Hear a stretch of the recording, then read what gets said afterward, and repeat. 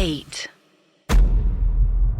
आज हमने कुछ एपिसोड पहले ही बात कुछ ऐसी एंटिटीज की जो कि कहते हैं ना बड़ी वेंजफुल होती हैं, मतलब कि बदला लेने की भावना के साथ। I think the curse of la Llorona में बात हुई थी। बिल्कुल। उसके अलावा भी हम लोगों ने डिस्कशन किया है जी। तो ऐसे ही मैंने जो है एक ऐसी एंटिटी के बारे में सुना है जो कि स्पेसिफिकली मैरिड शादीशुदा मर्दों के पीछे ज्यादा आकर्षित होती है और उनका इंटेंशन ये रहता है कि कैसे किसी सुहागिन महिला का सुहाग उससे छीन लिया जाए। और ऐसे ही इस एंटिटी को सिंदूर से भी बहुत ज्यादा फैसिनेशन होता है। इनफैक्ट इसका नाम भी होता है सिंदूर हरणी। बिल्कुल, ये एक एंटिटी भी होती है और राहुल इसकी एक साधना भी होती है, सिंदूर हरणी की भी साधना, जैसे हम लोग बोलते हैं सिंदूर हरणी साधना। अब देखिए राहुल, अपना अपना एक मत हो जाता है अपनी अपनी जगह के हिसाब से।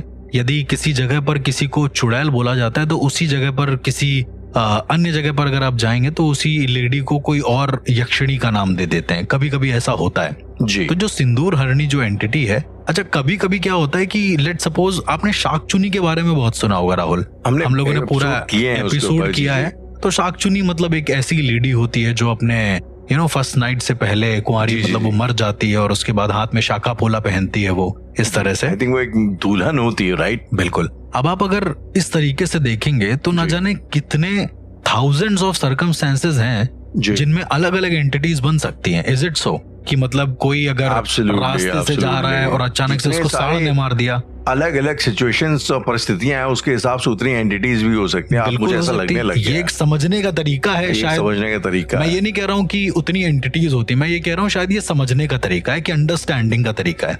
एक बचपन में शोज आता था, एक आप बीती करके राहुल, बहुत ज्यादा फेमस शो था, आहट से पहले आता था वो। जी। तो उसमें क्या होता था कि वो आत्मा, जो भी आत्मा है, लेट्स सपोज वो फांसी लगा के मरी है, तो वो दिखेगी एकदम गला उसका रिता हुआ है अच्छे से और तुम्हारे सामने आ रही है, फिर वो तुमको भी उसी तरीके से मार डालेगी क्योंकि तुमने उसको ऐसे मारा था।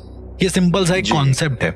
लेकिन अगर किसी ने वो शो बहुत अच्छे से देखा है तो उसमें एक चीज समझ में आएगी कि जो एंटिटी जैसे मर रही है, मरने के बाद जब वो सामने आ रही है तो वो उसी रूप में है, सेम टू सेम रूप में है। Exactly. सिंदूर हरणी को लेकर राहुल कई सारी मान्यताएं हैं। मान्यता में एक मान्यता ये भी है, जहां पर आसाम के एक गांव में सिंदूर हरणी दिखाई दी है, वहां पे कहते हैं कि सबसे पहले उसका सिंदूर दिखता है, मतलब तुम्हें रास्ते में सिंदूर पड़ा हुआ दिखेगा और यदि तुमने उसको क्रॉस कर लिया, उसको लांग दिया, तो वो जो सिंदूर हरणी की जो आत्मा है वो तुम्हारे सामने आकर खड़ी हो जाएगी।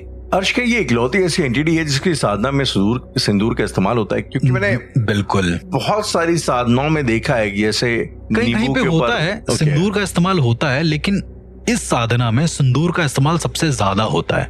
सिंदूर सिर्फ एक कह सकते हैं कि आवेदन के लिए होता है कि आप आए हो तो हम आपका विनम्र निवेदन करते हैं और आप हमारा ये निवेदन स्वीकार कर लें। आवेदन और आवाहन में फर्क होता है? नहीं, आवेदन और आवाहन मतलब आप बुलाते हो, आवेदन मतलब वो स्वीकार किया जाता है, ऐसा है। स्वीकार हो गई। तो अब बात ये होती है राहुल की जो सिंदूर लगाकर जो एंटिटी आती है उसे हम सिंदूर हरणी बोलते हैं। मैंने आज तक जितनी भी एंटिटीज के बारे में आपको बताया है, उनका स्वरूप या तो पिशाचिक है या तो एक देवी के स्वरूप में है लेकिन वो पिशाच हैं, राइट, या कुछ ऐसी एंटिटी जिनके बाल काले हैं और मुंह लाल है, समथिंग लाइक दैट। पर जो सिंदूर हरणी होती है, उस एंटिटी का जो डिस्क्रिप्शन बताया गया है, आज तक राहुल इंडियन सिनेमा के अंतर्गत कभी भी या हॉलीवुड सिनेमा के अंतर्गत कभी भी सिंदूर हरणी को दिखाया नहीं गया है कहीं पर भी। मतलब मेरा ऐसा मानना है, जितनी मूवीज मैंने देखी उस हिसाब से। ऑनलाइन भी बहुत कम इंफॉर्मेशन अवेलेबल है, क्योंकि मैं आपको बता देता हूँ, क्योंकि इसके रिसर्च राम अशोक जी ने भी करी है, इसकी रिसर्च बहुत बड़े बड़े जो अघोरी हैं उन्होंने भी करी है और बहुत कम लोगों को इसके बारे में पता है। अपने इंडियन पैरानॉर्मल पॉडकास्ट की खास बात यही है कि इंडिया और सनातन की जितनी भी ऐसे तंत्र से रिलेटेड एंटिटीज हैं, हम उन सभी का जिक्र करते हैं। अब सिंदूर हरणी के बारे में मैं आपको थोड़ा बहुत बताना चाहूंगा। तो आसाम में कहा जाता है कि यदि खेतों में जो लोग खेत से काम करके लौटते हैं, अक्सर ये उनको दिखाई देती है। तो जब लौटते हैं तो वहां पे सिंदूर पड़ा हुआ होता है राहुल, और यदि किसी ने उस सिंदूर को लांग दिया तो सिंदूर हरणी उसके सामने आ जाएगी। ऑल्सो ये सिर्फ और सिर्फ मेल को पोजेस करती है। जी, ये तो मुझे समझ ये कॉन्सेप्ट से क्लियर है। सिंदूर हरणी मतलब किसी का सिंदूर हर लेना, किसी के पति को हर लेना हमेशा के लिए। जी। तो राहुल कहा जाता है कि जो भी इंसान सिंदूर हरणी से एनकाउंटर करता है वो इंसान सदा के लिए गायब हो जाता है। कहाँ गायब होता है, कैसे गायब होता है, किसी को नहीं पता। और जो इंसान बच जाता है, कहते हैं कि उसके मुंह में सिंदूर लगा हुआ मिलता है, पूरे मुंह में। आप इमेजिन करें एक ऐसी लाश जिसका मुंह खुला हुआ है और पूरे मुंह में सिंदूर लगा हुआ है बुरी तरीके से जी। तो अब आपको ये समझ में आएगा राहुल कि ये जिस तरह की एंटिटी है, ये बदला तो लेती है, लेकिन एक ऐसा बदला लेती है कि उसके बाद कोई भी जो औरत होती है वो विधवा हो ही जाती है 100%। कई सारी ऐसी किंवदंतियों के अनुसार ये भी कहा गया है राहुल कि जो सिंदूर हरणी होती हैं वो धूमावती माता के अपोजिट होती हैं राहुल। अब ये लोगों का मानना है, मैं नहीं मान सकता, क्योंकि धूमावती माता तो 10 महाविद्या में आती हैं, वो विधवाओं की माता है। और आप ऐसे समझ ले कि ये जो सुहाग होता है उसको उजाड़ देती है।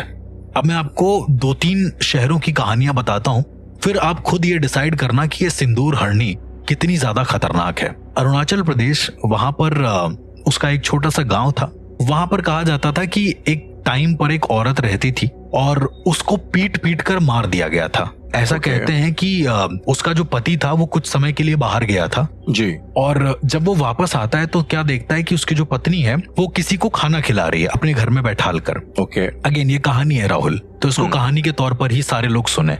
मैंने भी इसको कहानी के तौर पर ही सुना था, इस कॉन्सेप्ट को और ज्यादा समझने के लिए। क्या ये सिंदूर हरणी के ओरिजिन की स्टोरी है? जी बिल्कुल। तो वो खाना खिला रही थी, तो जब उसका पति आता है, अच्छा उसका पति थोड़ा गुस्सैल किस्म का होता है, तो पति क्या काम करता है, पास में एक डंडा रखा होता है, लाठी रखी होती है, तो लाठी उठा के सिंदूर हरणी जो है या फिर जो लेडी होती है उसके सर पे मारता है जहाँ पे सिंदूर लगता है, और इतनी जोर से मारता है कि सिंदूर तो मिट जाता है लेकिन पूरा खून खून खून खून उसके सर पे गिरने लगता है। और 2-3 बार मारता है, तो वो जो औरत है वो वहीं पे मर जाती है, और जो आदमी है जिसको वो खाना खिला रही होती है वो भाग जाता है वहां से। तो इन शॉर्ट उसका जो पति उसको पीट पीट कर मार डालता है। फिर जो लोग होते हैं और लोगों को ये बताता है कि ये एक डायन है, ये दूसरे मर्दों के साथ संबंध बनाती है। इस तरह से तो जो गांव वाले होते हैं वो उसको क्या काम करते हैं कि एक हनुमान जी का मंदिर, आपने सिंदूर वाले हनुमान जी के बारे में सुना है राइट? जी जी, मैं अक्सर उनकी आराधना करते हैं। तो वो उसके पास एक पेड़ था जिसमें सिंदूर लगा हुआ था, उसी पेड़ पर उस औरत को बांध देता है और गांव वाले उस पे पत्थर फेंक फेंक के उसको जला देते हैं, मार देते हैं। हनुमान जी के मंदिर के बगल में ऐसा करके। नाउ जस्ट इमेजिन एक ऐसी एंटिटी, एक ऐसी ऊर्जा जो बहुत ज्यादा डिस्टर्ब है और हनुमान जी के पास तुम उसे मार रहे हो, निर्दोष को मार रहे हो। कहते हैं कि भगवान का न्याय देने का तरीका बहुत अलग होता है राहुल, तो भगवान भी उसे ताकत देते हैं अपने लोगों से बदला लेने के लिए। अब आप राहुल इस न्याय को कैसे आप जस्टिफाई करेंगे कि उसकी कोई गलती नहीं थी औरत की और उसको हमेशा के लिए मार डाला गया?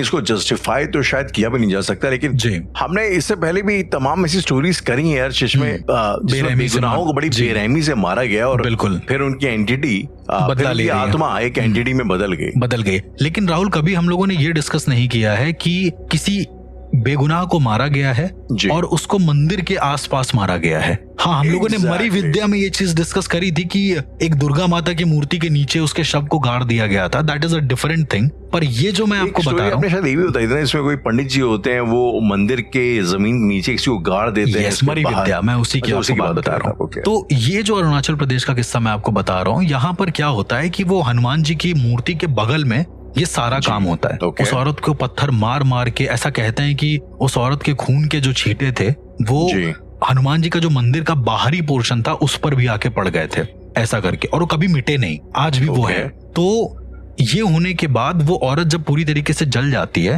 मतलब पूरी तरीके से मर जाती है, क्योंकि अधमरा तो कर दिया था उन लोगों ने, उसके बाद जब वो मर जाती है तो कहते हैं कि पूरा जल जाता है, बट उसका जो ये हेड का पोर्शन होता है ना, ये पूरी तरीके से ध्वस्त हुआ होता है जब जल जाता है पूरा पूरा। तो उसकी मांग होती है। यस, तो जो स्कल होता है उस पे ऐसा लगता है कि सिंदूर लगा हुआ है उसके स्कल पे।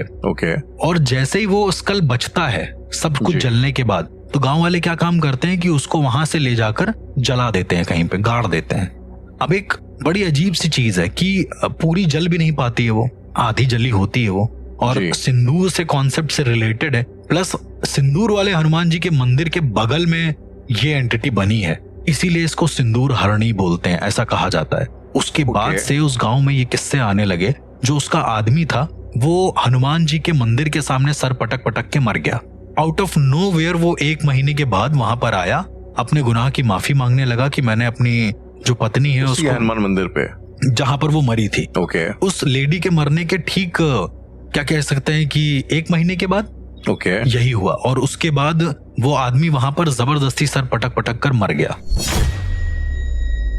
तो शायद ये उसका न्याय लेने का एक तरीका है, हनुमान सिंदूर हरनी का या हनुमान जी का। इनफैक्ट मैं वही थोड़ा क्या ये पहली ऐसी एंटिटी देखी है मैंने जहां पर हनुमान जी के मंदिर के आसपास घटनाएं हो रही हैं। राहुल, आपने बहुत बार ये सुना होगा कि हनुमान जी हैं और यदि कोई भूत प्रेत आते हैं और आप उनका नाम ले चले जाते हैं। मैं एग्जैक्टली ये सवाल आपसे पूछने चाह रहा था कि ये तो एकदम कहानी बड़ा विरोधाभास में जा रही है। बिल्कुल, लेकिन मैं सिंदूर हरनी को कभी भी ऐसी एंटिटी नहीं मानता हूं जो बेवजह नुकसान करे।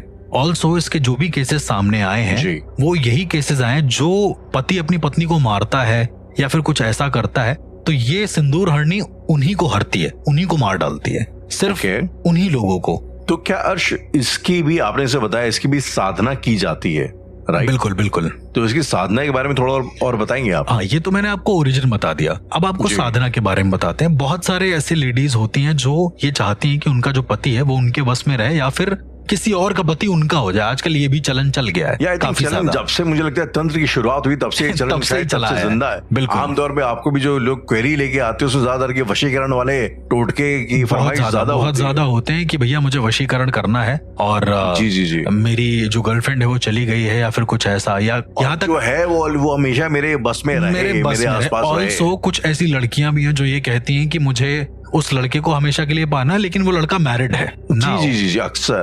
नाउ दिस कम्स टू सिंदूर हरनी अगेन। इन लोगों को सिंदूर हरनी के बारे में पता नहीं है, इसलिए ये लोग करते नहीं है। ऑल्सो मैं जितना सिंदूर हरनी के बारे में जानता हूँ, उस साधना के बारे में जानता हूँ, उसको करने वाले सिर्फ 4 साधक मौजूद हैं ऑल ओवर इंडिया में, और कोई भी नहीं कर सकता उस साधना को। आपकी नॉलेज में? मेरी नॉलेज में वो 4 साधक मौजूद हैं और उन साधक तक पहुंचना नेक्स्ट टू इम्पॉसिबल है, आप पहुंच ही नहीं सकते। लेकिन अर्श, जैसे जो आपने जो चीज बोली, आई मीन वो काम करने के लिए तो इंसान नॉर्मल वशीकरण भी कर सकता है, राइट? तो इसको करने के लिए मतलब कोई खास एडवांटेज है? वाई सिंदूर हरनी, राइट? वाई सिंदूर हरनी? तो सिंदूर हरनी बेसिकली क्या होता है कि कभी कभी कुछ लेडीज जो होती है वो इतना ज्यादा रिवेंजफुल हो जाती हैं कि उनको वो लड़का तो चाहिए, जिंदा या मुर्दा। वशीकरण में जिंदा मिलता है, इनको वो लड़का मुर्दा चाहिए। कि अगर वो मेरा नहीं हो पाया तो वो किसी का भी नहीं होगा। सिंदूर हरनी का मतलब क्या है राहुल? वो उसको मार डालेगी, हमेशा के लिए हर लेगी उसको। वो वशीकरण नहीं होगा, वो मारन है एक तरीके का। वो किसी को मारने के लिए, राइट? बिल्कुल, ये मारन है भी। आई थिंक बहुत सारी चीजें और बहुत सारी तरीके हैं, पर वही वाला हाल है कि कुछ लोग इसका इस्तेमाल करते हैं जो लोग जानते हैं, कुछ ऐसे तांत्रिक हैं जो इन सब का इस्तेमाल करते हैं। लेकिन क्या ये जल्दी सिद्ध होती है? नहीं, इसे सिद्ध होने में 1 साल लगता है राहुल।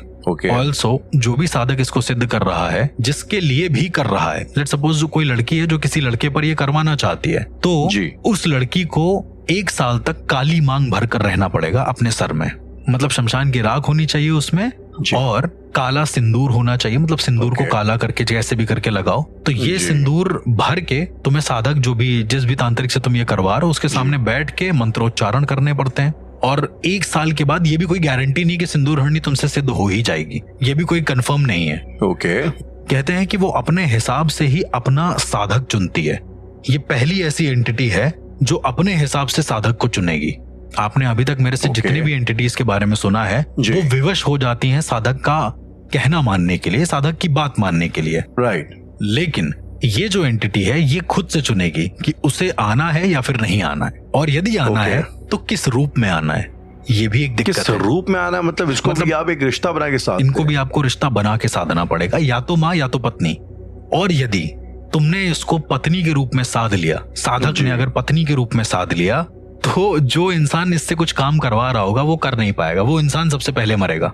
अर्श, थोड़ा सा अगर मैं ऑफ टॉपिक जाऊं, ये जस्ट इसके ऊपर एक सवाल है जी कि अच्छा, कुछ टाइम पहले मैं अप्सराओं की साधना के बारे में ये चीज पढ़ रहा था कि उनकी साधना तो प्रेमिका के तौर पे होती है जी, या फिर एक दोस्त के मित्र के तौर पे भी होती है। तो पहली बात तो ये प्रेमिका और पत्नी में क्या कुछ फर्क होता है? बिल्कुल होता है। और दूसरा, क्या ये एक मित्र की तरह साधना, आई मीन इसके पीछे क्या लॉजिक होता है? मुझे नहीं लगता राहुल की मित्र की तरह साधना इतना आसान होता होगा, क्योंकि मैं आपको बता रहा हूँ, शक्तियां जब आती हैं तो वो आपको इस तरह से रिझाती हैं कि आप उसे पत्नी की तरह ही साधो, ठीक है? और पत्नी या प्रेमिका की तरह ही साधो। प्रेमिका की तरह साध लिया, मोस्टली पत्नी की तरह साधा जाता है। There is no concept of प्रेमिका, there is only concept of पत्नी। तो आपको प्रॉपर शादी करनी पड़ेगी उससे, उसको अपने पास सुलाना पड़ेगा, अपने पास रखना पड़ेगा। There are lot of concept. और सिंदूर हरणी को यदि आप अपनी पत्नी के रूप में साध लेते हो तो राहुल आपकी आजीवन शादी नहीं होगी, और जिस साधक ने उसे साधा है उसे अपनी मांग में सिंदूर भर के रहना पड़ेगा। क्योंकि ऐसा कहते हैं, साधक मेल साधक को भी मेल साधक को भी ऐसा कहते हैं कि सिंदूर हरणी जब तक किसी और के सर पे, जो उसका अपना है, जिसको वो अपना मानती है साधना के जरिए, यदि वो सिंदूर नहीं लगाता है तो सिंदूर हरणी को लगता है कि ये कोई और है और वो उसको मार डालेगी। मतलब ये एक ऐसी सिद्धि है राहुल कि आपने उसको सिद्ध कर लिया ना, और उसके बाद अगर आपने सिंदूर नहीं लगाया तो आप मर जाओगे। ये मुझे सुनने में ऐसा लग रहा है कि इस सिद्धि के नुकसान ज्यादा है, फायदे शायद बहुत ही कम है। बिल्कुल, मतलब नुकसान ही नुकसान है चारों तरफ से। राइट। तो इसको करने का मतलब मारण के तो हम प्रीटी श्योर और काफी तरीके करने के, मारण के टोटल 128 तरीके हैं राहुल, अलग। सिंदूर हरणी को करने का कोई खास क्यों करते हैं साधक, ऐसा आप कह रहे हो? सिंदूर हरणी को अगर आपने कर लिया तो ऐसा कहा जाता है कि आपकी मृत्यु के बाद भी ये एंटिटी आपके साथ रहेगी और आपको सारी चीजें बताएगी, हर एक चीज। आपको ब्रह्म का ज्ञान कराएगी, आपकी ऊर्जा, आपकी जो स्पिरिट है वो जहां जहां जाएगी सिंदूर हरणी आपके साथ साथ वहां जाएगी। मतलब ये अगर आपने इसके साथ शादी कर लिया, जो साधक करते हैं, मैं उनकी बात बता रहा हूँ, जिन्होंने कर लिया, तो यानी कि सिंदूर हरणी अनंत काल तक तुम्हारी पत्नी बन गई है। अनंत काल तक पत्नी, 7 जन्मों, 1-2 दिन नहीं, अनंत काल तक पत्नी। 7 जन्म तो बहुत कम होते हैं, वो अनंत कालों तक तुम्हारी पत्नी हो गई। और ऐसा भी कहते हैं कि फिर यदि कोई तांत्रिक तुमको सिद्ध करने की कोशिश करेगा, लेट्स सपोज मैं मर गया, उदाहरण के तौर पे, कभी हो ना, लेकिन उदाहरण के तौर पे, तो अगर ऐसा हो गया और मेरी आत्मा मतलब बाहर निकलती है और सिंदूर हरणी है मेरे साथ, तो कोई भी तांत्रिक होता है ना, बहुत सारे ऐसे तांत्रिक होते हैं जो शरीरों को या फिर आत्माओं को सिद्ध करने की कोशिश करते हैं जी। तो यदि कोई तांत्रिक मेरी आत्मा को सिद्ध करने की कोशिश करेगा, तो जितनी शक्ति से वो सिद्ध करने की कोशिश करेगा, उतनी शक्ति से उसकी सिद्धि बैक हो जाएगी उसी के ऊपर, और वो तांत्रिक मर जाएगा। राइट। मतलब ये आपका जी जिंदगी के साथ भी, जिंदगी के बाद भी वाली बात है। जिंदगी के बाद ज्यादा, मतलब अगर जिंदगी के बाद आ गए तो आपकी सुरक्षा, आपकी सुरक्षा सबसे ज्यादा हो जाएगी।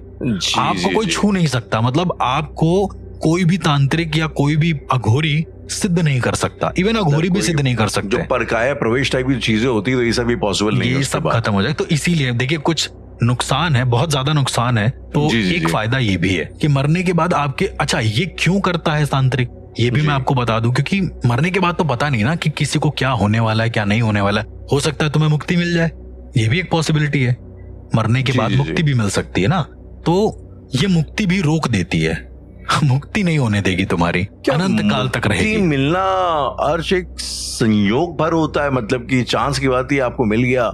बिल्कुल, ये नियति का निर्धारण होता है कि किसको मुक्ति मिलनी है, किसको नहीं मिलनी है। पर मेरे कहने का मतलब कि ऐसे नॉर्मली जो हम लोग, जो एक आम इंसान जो आइडिया वो ये है कि अगर आप अच्छे कर्म करते हैं, फलाना निभागा जिंदगी भर, तो शायद फिर मोक्ष के आपके चांसेस बनते हैं। क्या आप ये कहना चाहते हो कि कई बार ऐसा भी होता है कि ऐसे विदाउट एनी रीजन अचानक से लोगों को मुक्ति मिल जाए? अचानक से मुक्ति मिल जाती है, बिल्कुल ऐसा कई बार होता है। जैसे आप गाड़ी चलाते हैं, बिल्कुल आप जैसे गाड़ी चलाते हैं राहुल, तो कई बार ऐसा भी होता होगा कि गाड़ी तेज चल जाती होगी। तेज एज इन कई बार आप किसी गड्ढे में जाने से बच जाते होंगे अचानक से, और कई बार किसी गड्ढे में चले जाते होंगे। जी बिल्कुल, it just like that concept, वो सेम कॉन्सेप्ट है। अब मैं आपको बताता हूँ कि कोई भी जो तांत्रिक होता है या फिर जो अघोरी होता है, वो ये करता क्यों है। ओके। तांत्रिकों और अघोरियों को सबसे बड़ा डर ये लगा रहता है राहुल कि उनकी बॉडी को या फिर उनकी सोल को कोई कैप्चर ना कर ले। लेट्स सपोज कोई ऐसा तांत्रिक है, कोई ऐसा अघोरी है जो बहुत सिद्ध है, परम सिद्ध अघोरी है, मान के चलो, ठीक है जी। वो मरा और वहीं पर कोई कपालिक बैठा हुआ है उसकी आत्मा को सिद्ध करने के लिए, समझ रहे हैं आप, वो कई सालों से बैठा हुआ है उस मोमेंट का इंतजार करते हुए। तो कहते हैं कि बहुत सारे कपालिक ऐसे ही बेवजह मरे मिले और उनके सर पर सिंदूर लगा मिला, यानी किसी बड़े अघोरी ने सिंदूर हरणी को ऑलरेडी सिद्ध कर रखा था, और सिद्ध करने के साथ साथ जी जो भी कपालिक ने सिद्ध करने की कोशिश करी होगी उसको मार डालती है वो तुरंत। तो ये मौत के बाद आपकी एक सेफ्टी है। पहली बार मैं कोई ऐसी एंटिटी के बारे में आपको बता रहा हूँ जो मौत के बाद आपको प्रोटेक्शन देगी, लेकिन मोक्ष नहीं होने देगी आपका। लेकिन आपका मोक्ष नहीं होने देगी, कभी नहीं होने देगी।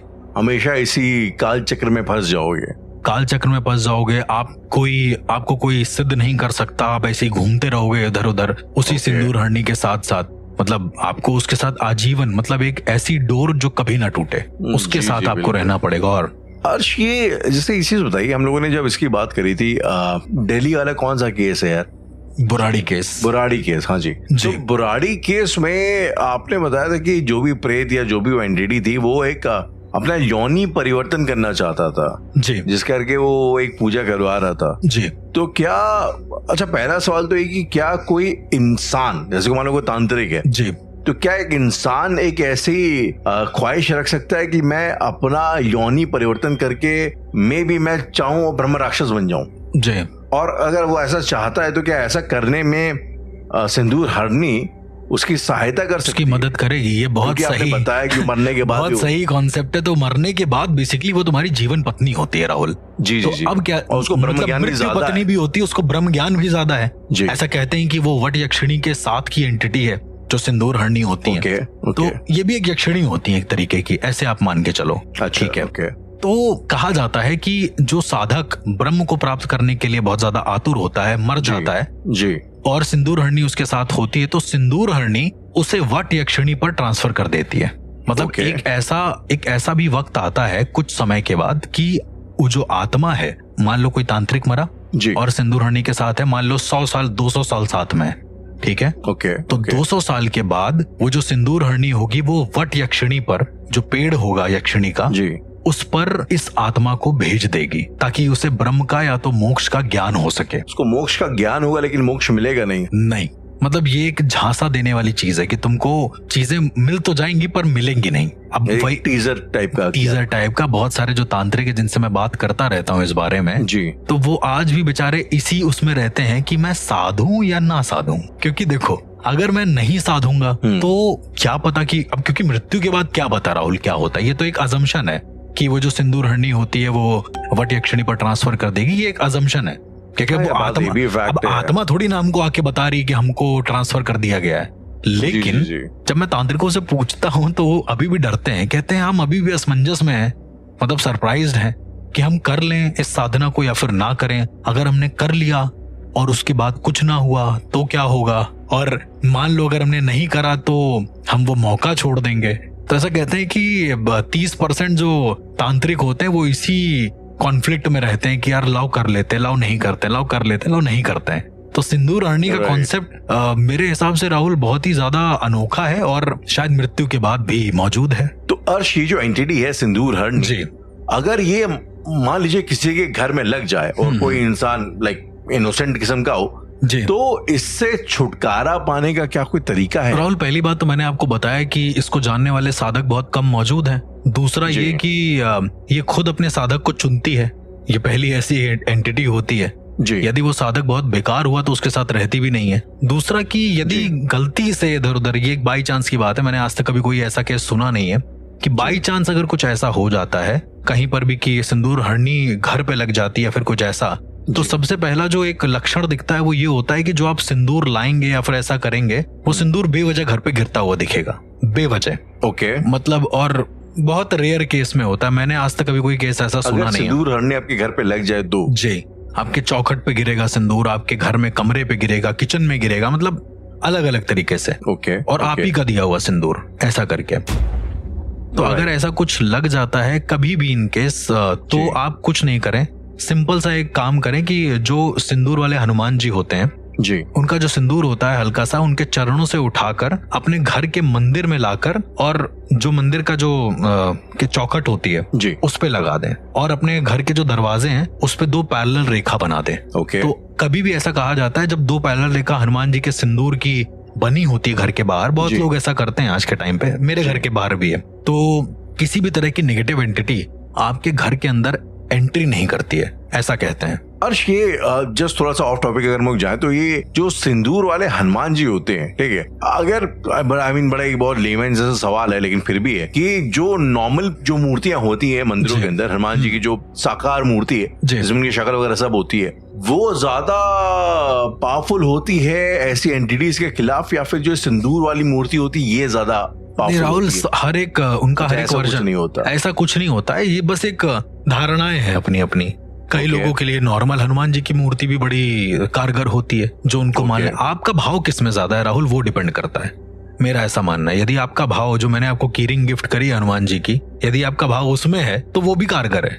बात ये है, हनुमान जी कहते हैं ना, जब आप हनुमान चालीसा पढ़ेंगे तो आपको उसमें समझ में आता है कि वो अष्ट सिद्धि नौ निधि के दाता हैं और उनके पास किसी भी चीज में समा जाने की, क्योंकि हनुमान जी चिरंजीवी भी हैं, तो उनके अंदर किसी भी चीज में समा जाने की या किसी भी जगह पर उपस्थित होने की फुल अथॉरिटी है। तो मतलब जैसे अभी फॉर एग्जांपल जो अभी हाल फिलहाल में जो अयोध्या वाला जो राम मंदिर वाला हुआ है, तो उसमें प्राण प्रतिष्ठा करी गई उस मूर्ति की, तो क्या हनुमान जी की मूर्ति में प्राण प्रतिष्ठा वाला कोई ऐसा कॉन्सेप्ट नहीं होता? बिल्कुल होता है, मतलब ऊर्जाओं का तो होता ही है, लेकिन बहुत सारे ऐसे हनुमान साधकों का मानना है कि ऐसा नहीं होता है। इवन जो सिंदूर हरणी के जितने भी साधक हैं जो मैंने देखे हैं, वो अपने पास एक छोटी सी मूर्ति रखते हैं हनुमान जी की, और वो सिंदूर वाले हनुमान जी हैं, सिर्फ एक डर की वजह से कि भैया ये मेरे साथ जीते जी कुछ गलत ना कर दें। और ये भी कहते हैं कि जो सिंदूर वाले हनुमान जी हैं, उनसे ये सिंदूर हरणी जो है वो डरती है।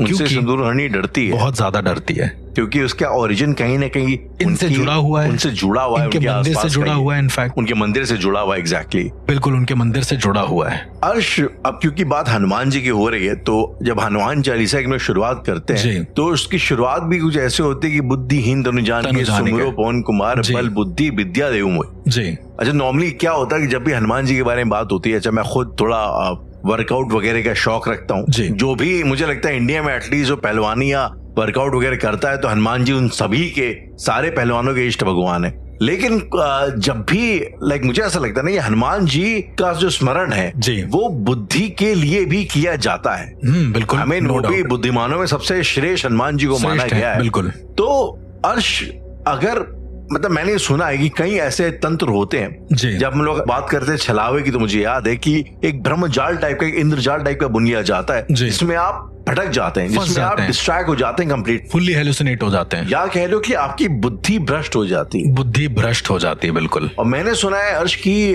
कई ऐसे भी जो है साधनाएं होती जिसमें आप किसी की बुद्धि को साध लेते हैं और उसकी बुद्धि को आप भ्रष्ट कर सकते हैं। जैसा कि आपने बताया था कि ये एंटिटी जो है आपके, सॉरी, इससे पहले हम किस एंटिटी की बात कर रहे थे जो उस साधक के आसपास के लोगों की बुद्धि भ्रष्ट कर देता था जब उन पे कोई अटैक होता था। तो इस तरीके की साधनाओं के बारे में आपका क्या विचार, क्या टिप्पणी? राहुल, अगर मैं आपसे कहूं कि बुद्धि भ्रष्ट करना मात्र एक ह्यूमन मेड कॉन्सेप्ट नहीं है, तंत्र में भी इसका कई सारा विधान और साधनाएं मौजूद हैं, जिसे हम मृत बुद्धि साधना कहते हैं।